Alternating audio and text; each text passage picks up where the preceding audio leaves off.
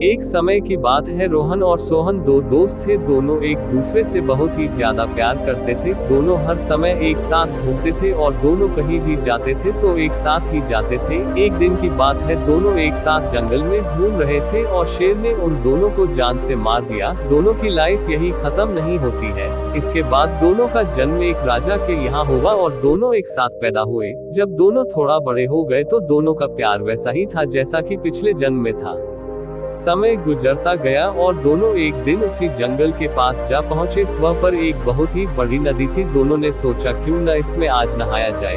फिर क्या था, दोनों एक साथ नहाने के लिए कूद गए। जब वो नहाने के लिए गए तो उनको लगा नदी गहरी नहीं है, लेकिन नदी बहुत ही गहरी थी। रोहन को तो तैरने आता था, वह तो किसी भी तरह निकलकर बाहर चला गया, लेकिन उसका भाई जिसको तैरने नहीं आ रहा था डूबने लगा। रोहन जल्दी से बाहर गया और वह एक पास पड़ी लकड़ी का गुटका फेंका, लेकिन वह भी उस तक नहीं पहुंचा। रोहन परेशान हो गया और कुछ समझ में नहीं आ रहा था कि क्या करूं। तभी वह कुछ सैनिक भी आ गए। अपने राजकुमार को डूबते देख वह हैरान हो गए और जोर जोर से रोने लगे। सब लोग अब यही बोलने लगे कि अब राजकुमार बच नहीं पाएंगे।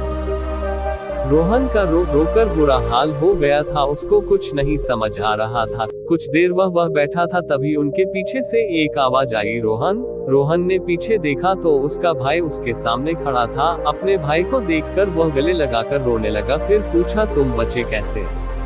फिर उसने बताया कि जब तुमने लकड़ी का गुटका फेंका तो मैं उसको ही देख रहा था और मैं उसकी तरफ ही जाने की प्रयास करने लगा और कुछ समय के बाद मैं उसके पास पहुंच भी गया और इस तरह मैं बच गया।